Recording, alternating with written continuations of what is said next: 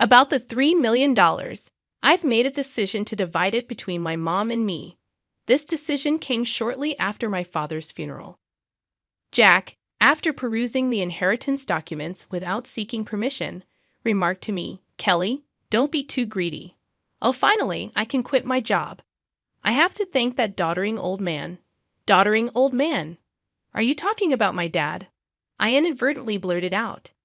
Disregarding my confusion, Jack and my mother-in-law enthusiastically discussed plans to buy a new car and go shopping. Faced with this unexpected turn of events, I could no longer contain my emotions. I was on the brink of exploding, burdened with household chores, asked for money, and to top it off, they'd insulted my father. I didn't want to live with Jack and my mother-in-law anymore.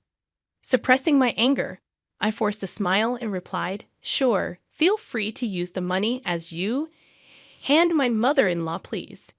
I am Kelly Cohan, a 38-year-old housewife working alongside my husband. My parents were doctors who ran a well-reputed clinic in our hometown.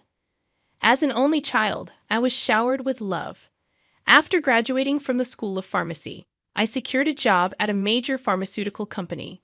Although my parents were disappointed I didn't become a doctor, they respected my decision. 10 years ago, my mother unexpectedly died in an accident, leaving me and my father devastated. During those difficult times, Jack, then my boyfriend, supported me. We met through a mutual friend, and 2 years after my mother's passing, Jack proposed. Jack was an ordinary salaryman in the food and beverage industry. Despite earning significantly more, I believed we could overcome any difficulty and be a happy couple. My father was overjoyed when I told him about our engagement. "I've heard how Jack supported you, Kelly. Thank you so much. Please continue to take care of her," he said. Facing my father, Jack stood straight and promised, "I will make her happy." Standing next to Jack, I was enveloped in feelings of happiness.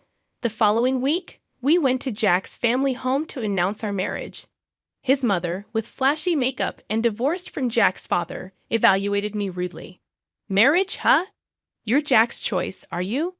Isn't she a bit plain for your choice? And she's older, right? Wouldn't a younger and prettier girl be better for you?" Jack quickly retorted, "Mom, you know M Pharmaceuticals, right? Kelly works there. Her father is a doctor and runs his practice." I expected Jack to praise my character, but instead, he emphasized the financial advantages. Hearing this, his mother's expression changed to one of satisfaction. "Oh, Jack, you should have told me such important things earlier." That changes everything. I happily approve of the marriage. "Nice to meet you, Kelly." "Thank you." After gaining approval for our marriage from Jack's mother, Jack was overjoyed. However, I couldn't shake off a sense of unease. Despite things going smoothly, and our decision to get married, when we were about to register our marriage, my father, a doctor and real estate investor, gifted me an apartment in a luxury building in New York City.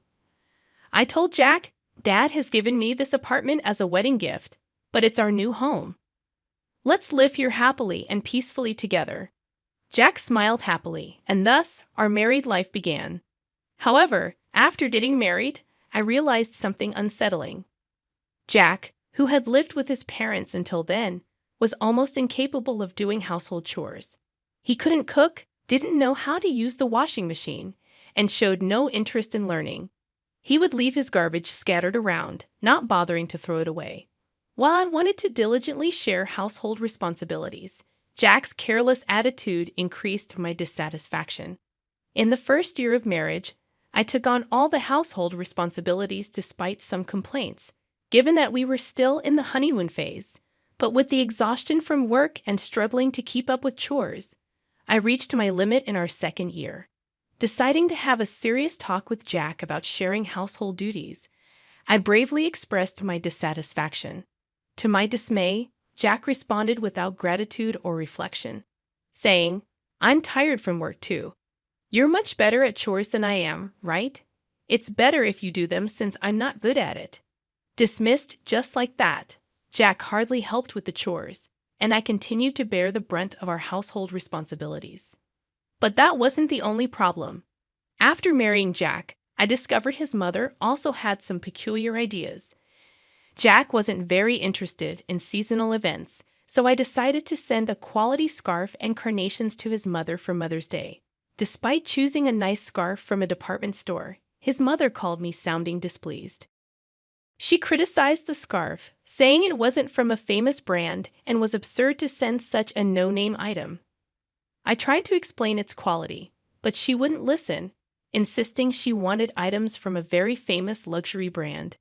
Stunned, I reported this to Jack when he returned home. But instead of empathizing, he said, "What? It's just being. Just do as she said." Jack didn't take my side, and from then on, we started giving her cash as she demanded.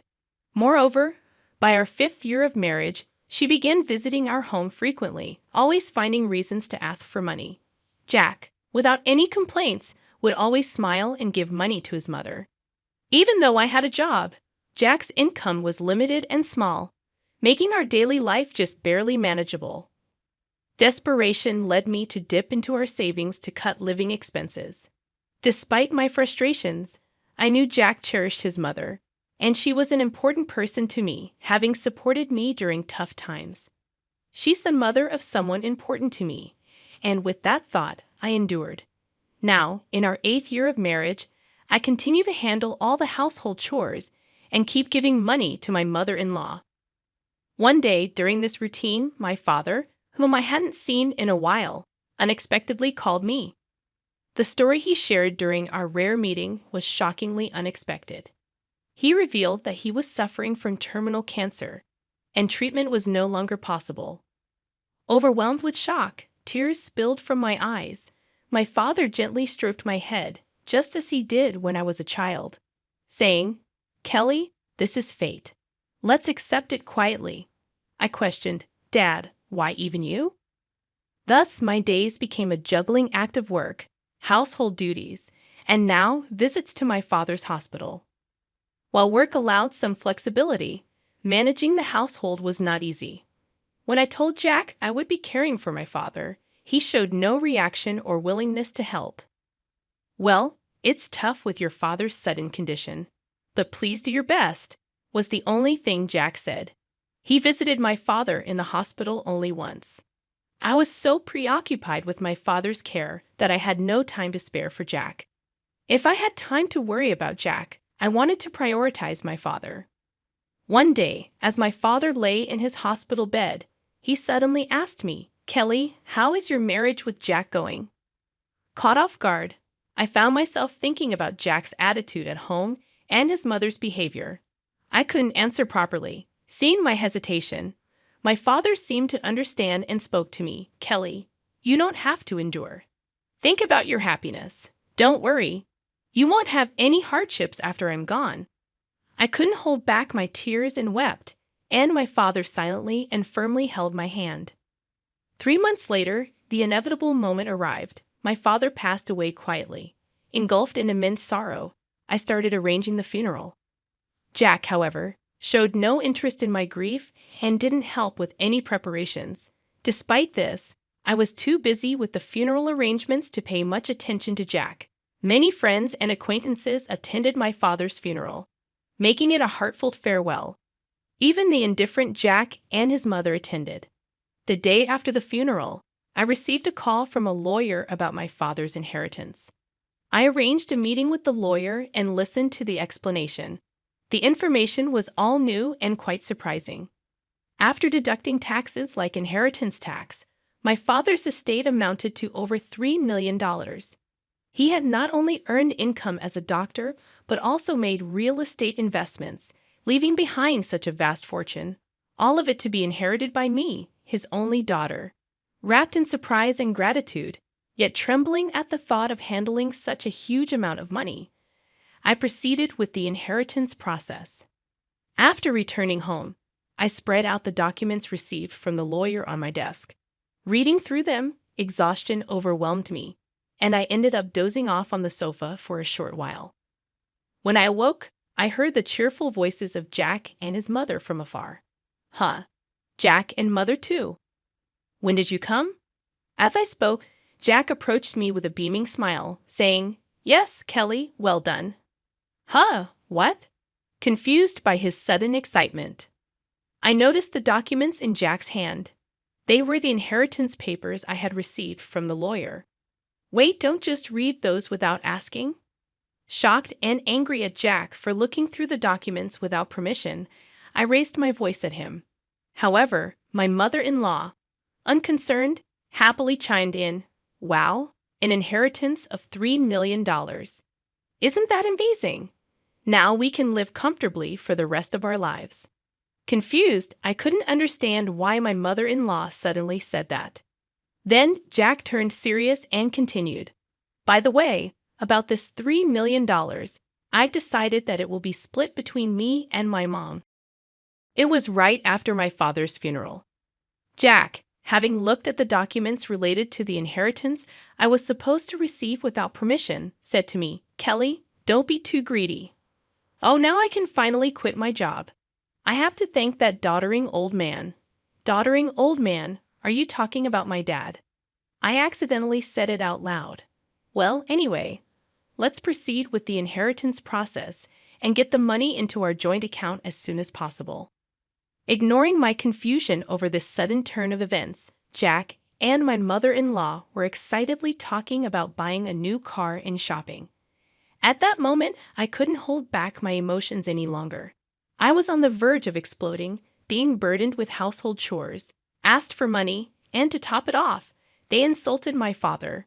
While holding back my anger, I replied with a forced smile, "Sure, use the money you and my mother-in-law, please, as you wish." Hearing this, my mother-in-law, seemingly satisfied, said cheerfully, "That's the spirit, Kelly." Quick to agree. "Now make sure you work hard and earn money.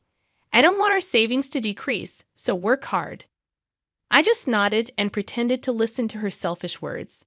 Afterward, Jack and my mother-in-law began living as if they had lost their minds, consuming money lavishly. Jack quickly quit his job, and my mother-in-law practically moved in with us, staying at our house constantly. They would leave in the morning, returning with luxury brand items they had splurged on. The 3-star restaurant we went to today wasn't as great as I expected. Yes, it was a bit underwhelming for us, the sophisticated ones. They had conversations as if they had become wealthy celebrities while dumping all the housework on me as if I were a maid. Jack seemed to think my father's inheritance would come through immediately. He carelessly withdrew money from our joint account, and my savings of $100,000 dwindled rapidly. When I protested their excessive spending, Jack just laughed it off. "Huh, what are you talking about? Isn't $3 million coming soon? Then this kind of spending is no big deal." I warned him, "I've already stopped it." But Jack completely ignored me. Then, a month later, Jack and my mother-in-law suddenly left for a trip to Hawaii. I wasn't invited and was left alone at home. After seeing them off, I decided to take action. About a week later, while I was relaxing at home, I heard a loud knock on the door, wondering what was happening. I glanced at the intercom monitor and saw Jack and my mother-in-law, both dressed in aloha shirts, standing at the front door. What do you want?" I asked calmly and coldly. Red with anger, Jack yelled, "What are you even talking about? Why won't the door open?" Seeing Jack and my mother-in-law confused as to why the door wouldn't open, I confidently answered through the intercom, "Well, I changed the locks on the door, so of course it won't open." "What? Why? Let's talk over this calmly at the nearby cafe." "Please go ahead. I'll join you shortly," I suggested. Jack and his mother, after shouting in front of the entrance, seemingly realized it was futile and soon headed to the cafe. Once I confirmed they had left, I made my way to the cafe. Arriving there, I saw Jack and his mother, who had arrived earlier, waiting in a state of fury. "Hey, what's this about? Did you change the locks? Hand over the new keys right now." "There's no need for me to give you the new keys. You both need to leave that house," I calmly told Jack and his mother. Facing a visibly angry Jack, I presented a piece of paper. It was a divorce petition I had already filled out. "Divorce? You're serious about divorcing me?" His mother was equally shocked and bewildered. Kelly, why has it come to this? I spoke quietly to the two who were panicking and flustered. By the way, you've been spending lavishly every day. Are you sure your finances are okay? What money? Of course, it's fine, Jack retorted vehemently, spitting as he spoke. Your father's inheritance is coming, right? There should still be over $50,000 in our joint account. Look, I'll show you right now. Here it is.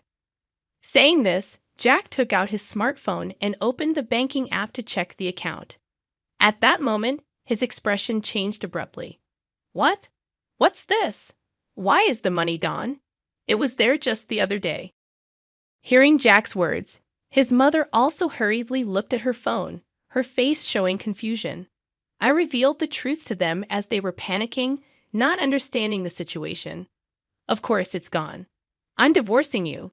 So I moved that $50,000 to my account as part of the property division. What? What do you mean? Jack's face turned to anger for a moment. But then he smirked, as if remembering something. Fine, I'll divorce you then. Transfer the inheritance you got from your dad right away. After all, property acquired during the marriage is split half and half in a divorce, right? Well, you might be misunderstanding something. I replied, why didn't you know? The inheritance I received, even though it was during our marriage, doesn't count for property division. There was a moment of silence between us, then Jack and his mother's expressions changed drastically. Perhaps they truly believed they would receive part of my inheritance. I was just astonished and could only sigh in disbelief. No, that can't be true. That's impossible. Her face turned red with a mix of denial and anger. Please check for yourself, I said mockingly. Jack started frantically searching on his smartphone. It says here, property inherited by one spouse from a parent is considered separate property. Therefore, it's not subject to division and can't be split between the spouses. What? Seriously? His mother too looked at the screen in shock. Then Jack approached me, pleading desperately, Kelly, please don't divorce me. I have no savings and no job.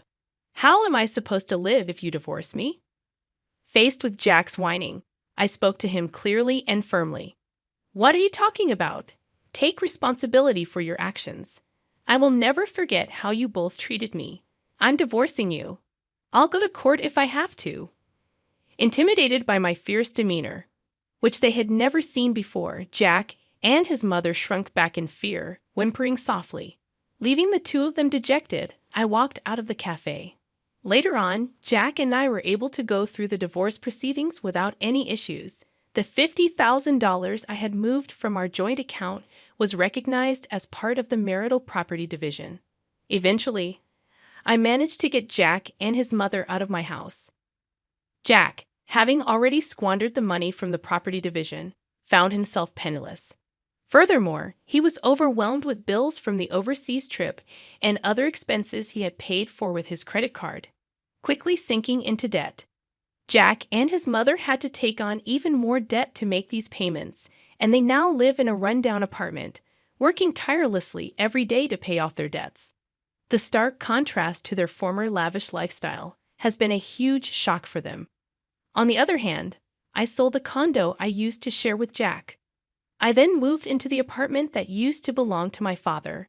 I continue to work as before, but with the inheritance I received from my father, I am living a comfortable life financially. With gratitude to my late father in my heart, I want to start anew and cherish my life ahead. I aim to protect my happiness and spend my days peacefully.